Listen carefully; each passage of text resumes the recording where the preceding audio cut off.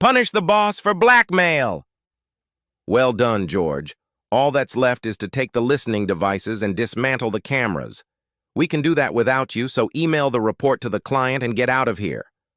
The boss loves saving overtime, Alex said with a smirk. He knew I couldn't wait to get home and see my little lady. I quickly typed up the report and sent it off, then used the Wi-Fi at the hotel to try to book a flight home. There was nothing heading home from Tampa tonight, but if I flew through Orlando, I could catch an overnight flight and get in the door around noon. I was thrilled to be able to finish work early and head home. I even bought flowers to surprise my wife. The new job was great for the wallet, but damn bad for our romantic life. Thankfully, now the training was over and my business trips would be reduced to a couple days a month.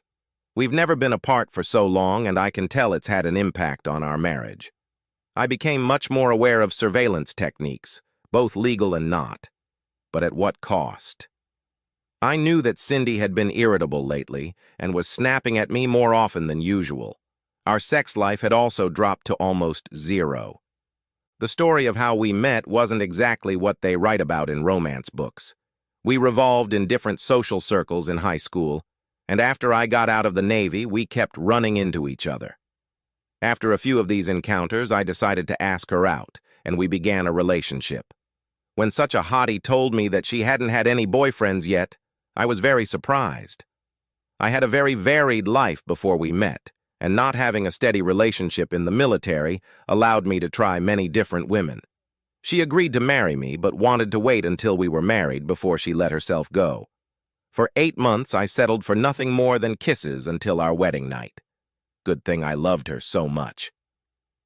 On our honeymoon, I was determined to overcome her inexperience. I spent hours with her.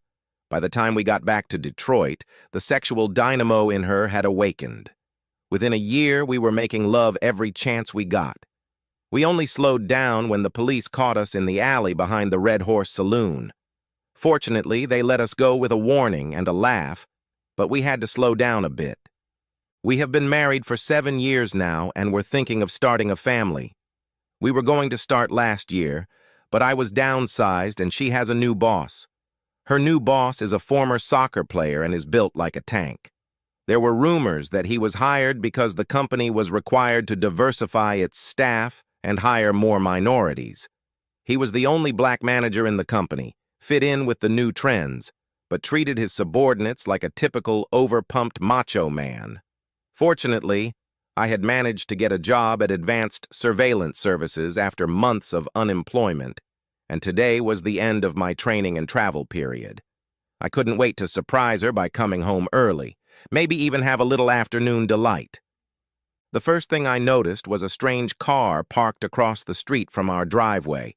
Instantly, I remembered all those scenes in stories where the husband comes home early and sees the strange car. The hair on the back of my neck stirred. I didn't open the garage because I didn't want the noise to prevent any surprise, either from the unexpected return or possible horns. I walked through the front door and heard a sound that made my heart skip and anger flare. When Cindy approaches pleasure, she gives a short moan, and that's exactly what I heard from the bedroom upstairs. I quietly walked over and pulled out my phone. I was going to take pictures of this fool making love to whoever she was and maybe put them on the internet. It was probably her boss. She hadn't mentioned her boss in a couple months, so I immediately assumed I'd catch them together. The asshole had a reputation in the office, and if reading websites had taught me anything, it was that it was always the boss. Damn, she was really getting high. My anger building, I opened the door and started shooting. I wasn't prepared for what I saw. My wife was lying on the bed, bringing pleasure to herself. Her eyes were tightly closed, and she looked like she was really enjoying herself. The moans were getting louder and louder. In 1 second, I went from pissed off to horny. I kept filming, but now only because I wanted to capture this moment.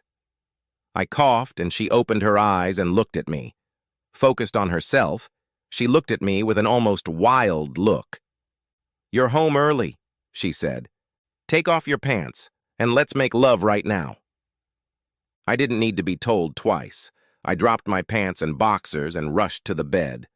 We made love. I looked around. She was breathing heavily and glowing brightly. She, all glistening with sweat, smiled. She gave me a quick kiss and then ran to the bathroom. "I'm so glad you came back early.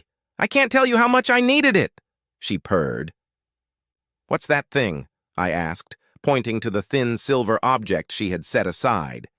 She looked at me with a mischievous grin. "Last Thursday, the girls from work decided they wanted to go out and have a drink," she said. My heart twitched a little. Had anything good ever come out of bachelorette parties? There was no such thing in these stories. Since I was horny, lonely, and a little mad at you for leaving, I decided it wasn't worth it to be with a gang of drunk guys looking for love, so I convinced the girls to come over to my house, drink wine, and have a little bachelorette party. After a few glasses of wine, we got to talking, and Sharon asked how I was coping with you traveling so much. I told her how bad it was, especially with all the problems at work, and then she suggested I buy something to take the edge off. The girls helped me pick out a good item, and I ordered it with next-day delivery. I wasn't expecting you home until tomorrow, so I thought I'd give it a try since I had a couple hours to spare. And then you walk in with your awesome look and make it all come true. It was just awesome, she said. And that's Lexi's car across the street. She had too much to drink and took a cab home. Her husband picked her up last night, and they're picking up the car later today. I kissed her hard, and we were ready for round 2. I was much more gentle this time. I kissed her a lot. To make her feel more pleasurable, there was no hesitation or anything remotely resembling the coldness we had experienced the last couple months. My wife came back. Then she turned to me. "George, honey, we need to talk." Shit. I knew something bad was going to happen. In stories like this, something bad always follows that statement. I wasn't going to let her tell me she wanted to make love to other guys, rest assured. "Devin, my boss, is being an asshole, and I'm going to go to HR on Tuesday and file a complaint. Lately, as soon as I leave for lunch, he's immediately there and makes all sorts of inappropriate innuendos. I'd do it on Monday, but the HR manager won't be in, so I'll have to wait until Tuesday. Could you have lunch with me on Monday so I don't have to deal with him?" she asked. I suppressed my anger at the asshole and gave her what I hoped was a warm smile. "I'd be happy to do that, babe. Is that what's been bothering you lately?" I asked. "Yeah, he's been making me feel uncomfortable for the past couple months, stroking my shoulder against my wishes and talking about how beautiful I am. Then he overheard me talking to Sharon about how much you travel and offered to take me out to dinner if I needed someone to talk to. I declined, but lately he's been talking about how I can't be left alone and that I'm too beautiful to stay home alone. It just freaks me out. I was hoping he would eventually get fed up, but that doesn't seem to be happening, so I decided to file a complaint. It's hard because I don't want to be a nag, but I also don't want to feel uncomfortable at work. I know I bring that stress home with me and I apologize," she said, frowning. "Girl, you're doing the right thing. Can I ask why you didn't tell me about this sooner?" I asked. "I wanted to deal with it on my own. Plus, you were stressed about the new job, and I assumed he was just an overly friendly guy by nature. Actually, it's probably a combination of all those factors," she replied. "Besides, I didn't want you to get your SEAL co-workers on him, at least not until he started stalking me at lunch. Now I don't care if you bring your buddies to teach him a lesson." I smiled sadly. I remembered when we were at the Red Horse and some drunks were trying to hit on Cindy and her friends. We left, and they followed us outside. I had to knock them out fast and hard because there were 3 of them, even though they were drunk. That's when my wife found out what I was doing in the Navy. I don't think I need my buddies for this case, although I might invite them over to watch the Daytona 500 race if that's okay with you. I smiled. She rolled her eyes. I loved inviting guys over every chance I got. Of course, we'll need to invite Bill and April. I might also invite Bob and Sharon, so I'll have at least 1 or 2 girls to talk to, she replied. I liked that. Bill was okay because he was an Army IT guy, and Bob usually brought his home-brewed beer to the meetings. Bill and April were rich, Bob and Sharon were a little older than us, but every time we met, we had a good time. I took a shower, then took a nap with my woman. Afterward, we got up and went out for a nice dinner. Another round of lovemaking, and we were exhausted. Or at least she was. The next day was Sunday, and we did chores around the house and fooled around until it was time to go to bed. I sent out email invitations to a party in Daytona and snuggled up with my wife to go to bed. On Monday, I went to my wife's diner near her office for lunch. Sure enough, 5 minutes later, a jerk showed up. He seemed a little surprised to see me, but quickly put a cocky grin on his face. He was built like an NFL halfback, which he actually was. I didn't look like a badass at all. I'm 6 feet tall in boots, I'm skinny, and I wear glasses. This guy was about 10 centimeters taller and about 20 pounds heavier than me. Cindy, I'm glad I caught you. I signed us up for the managers' conference in Chicago next weekend. I figured you'd be the perfect choice since you'll probably be alone, he began without any preamble. The asshole didn't even notice my presence. I started to boil over. Devin, this is my husband George, and George is my boss, Devin, Cindy introduced us. Devin, there's no way I'm going to be alone with you for a minute, let alone a weekend. George will be home, and I'm going to spend time with my husband, she continued. Cindy, I'm afraid there's not much depending on your desire.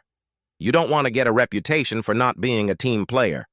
It could seriously jeopardize your chances of promotion, the jerk replied. He still didn't notice me. Devin, why don't you let Cindy and I get something to eat and we'll talk about how she can go? I entered the conversation. Cindy threw me a shocked look and I winked at her. Sounds like a good idea. Don't be late from lunch. I'd hate to spank your pretty ass, Devin smirked as he headed for the door. I let him back up 5 steps, then stood up from the table. Cindy was furious, literally sputtering with saliva. I timed my exit just as Devin was halfway to his car. I quickly walked over so I could discreetly get behind him and then punched him in the kidney. As he struggled to stay on his feet, I hauled him into the alley behind the trash cans. I kicked him hard in the knee and he collapsed. I pulled a switchblade out of my pocket and opened it. Tipping his head back, I put the knife to his throat. Listen here, asshole, I whispered in his ear. You leave my wife alone or I'll make you disappear. I spent 4 years in the desert taking down tougher assholes than you, so please don't think I won't do it. I have 3 buddies within a 50-mile radius who are tougher than me, so I don't even have to get my hands dirty if I don't want to. I don't want you to even look in my wife's direction one more time. You hear me? He nodded cautiously as I still held the knife at his throat. I turned him around and took his wallet and watch. He was well built, but after the blow to the solar plexus, it didn't matter much. I picked up a broken piece of board and slapped him across the face as hard as I could. He fell to the ground, whimpering and sniffling his nose. For everyone, you got jumped by a couple thugs. They took your wallet and watch. If I see even a crumb from a cop's donut near me or my wife, they'll find your body dead from a heroin overdose in a drug house. Do you understand me? Growled I. He groaned and nodded. Good. We're done, I said, pulling all the money out of his wallet and putting it in my pocket. I'll throw the wallet in the river later so I don't get any fingerprints. Just in case. Thanks for lunch, I said as I walked away. Devin was having a bad week. Getting mugged on Monday and fired on Thursday is the kind of thing that can ruin anyone's fun. I have to admit, I was a little nervous that the cops would find out I was the one who beat the crap out of him. But nothing like that happened, so he must have believed my threats. Cindy's pregnant with our 2nd child. She didn't get pregnant the day I got back, but she did a month later with our firstborn. She is still beautiful and I can barely keep up with her. Being pregnant makes her even more beautiful. But don't worry, I can still get high in the saddle when I need to. I have a good job, and she has a good job. Our life is pretty good. We fight like any other couple, but we make up in the best way possible, so all is well. The end!